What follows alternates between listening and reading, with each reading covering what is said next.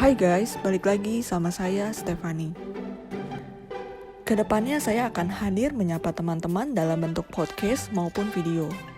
Harapannya podcast dan video yang saya buat ini bisa bermanfaat buat teman-teman dalam mengenal yang namanya financial planning lebih lagi, sehingga keuangan teman-teman bisa lebih terencana dan teman-teman bisa lebih mencapai goal finansialnya di masa depan.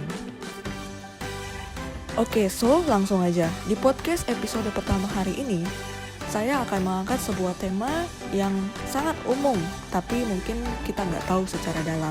Nah, saya beri tema Investing 101. Mungkin dari teman-teman milenial hari ini banyak banget yang bingung apa aja jenis instrumen investasi yang ada di Indonesia, dan mana yang terbaik buat kita pilih. So, yuk kita bahas. Jenis investasi yang pertama yang banyak orang pilih itu adalah deposito. Banyak orang pilih deposito karena investasi ini cenderung aman. Biasa dia kasih fix bunga, bisa 5%, 6%, 7%, atau bahkan ada beberapa bank yang kasih 10%.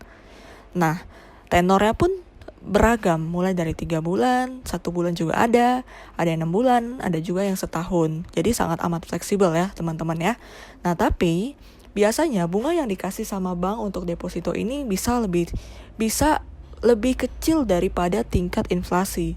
Jadi keinginan kita untuk investing supaya di depannya nggak masalah, tapi ternyata tingkat inflasi bisa lebih tinggi daripada bunga deposito. Jadi akan menyebabkan masalah juga nih buat finansial kita di kemudian hari. Jenis investasi yang kedua adalah investasi properti. Nah, investasi ini itu dinilai paling aman karena menurut banyak orang, harga rumah itu pasti naik setiap tahunnya.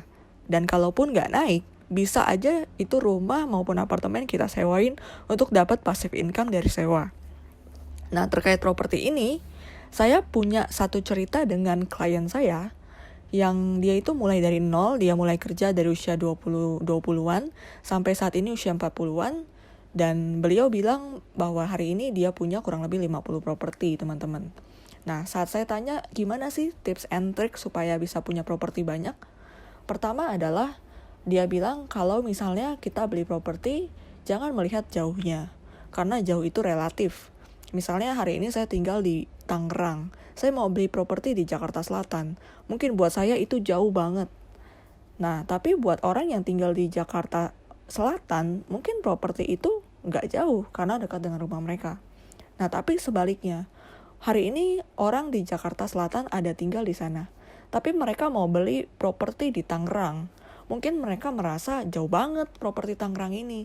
Ya, tapi sebenarnya balik lagi ya, jarak jauh dekat itu relatif. Jadi kalau kita melihat ada peluang di dalam properti yang baru di-develop atau baru dibangun, ya jauh dekat itu bukan masalah karena jauh dekat itu relatif. Yang kedua adalah kita bisa milih properti yang harganya itu baru tahap 1 ya. Jadi biasa kalau rumah baru dibangun tahap 1, harganya 1 miliar. Itu bisa kita beli karena dia pasti akan ada tahap 2, tahap 3. Nah, di saat tahap 2, tahap 3 biasa harganya sudah naik. Jadi kita sudah one step ahead. Dimana pas harga tahap 2, harga rumah kita udah naik tanpa kita harus ngapa-ngapain. Yang ketiga adalah biasa dia lebih saranin kita untuk beli properti yang juga harganya nggak terlalu mahal. Karena contoh hari ini kalau kita beli properti harga 2M, saat kita berharap untuk properti ini naik 2 atau 3 tahun lagi misalnya jadi 2,5M. Tapi apakah ada market yang mampu membeli properti tersebut? Dibandingkan kita hari ini beli properti harga 800 juta, kita berharap properti itu naik 1 miliar atau 1,2 miliar. Itu akan lebih terjangkau dibandingkan harga properti yang 2,5M. Karena semakin mahal pasti target marketnya juga semakin terbatas ya. Kayak gitu. Jadi berikut saran dari beliau. Yang ketiga itu adalah emas.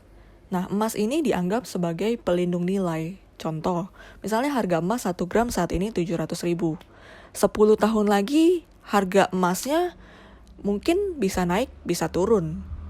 Tapi yang kita punya sama dalam bentuk emas 1 gram juga.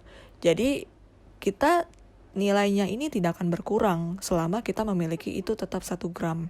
Nah, biasanya harga emas ini dipengaruhi oleh keadaan global dan juga dolar. Kalau lagi krisis nih, seperti sekarang COVID, harga emas cenderung naik. Di saat rupiah melemah terhadap dolar, harga emas juga cenderung naik.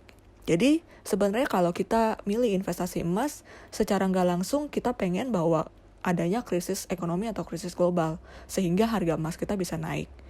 Ya, ini bisa dijadikan salah satu opsi, tapi menurut pendapat saya bukan salah satu yang bijak untuk kita pilih, karena kita menginginkan adanya krisis di negara kita supaya harga emas kita bisa naik.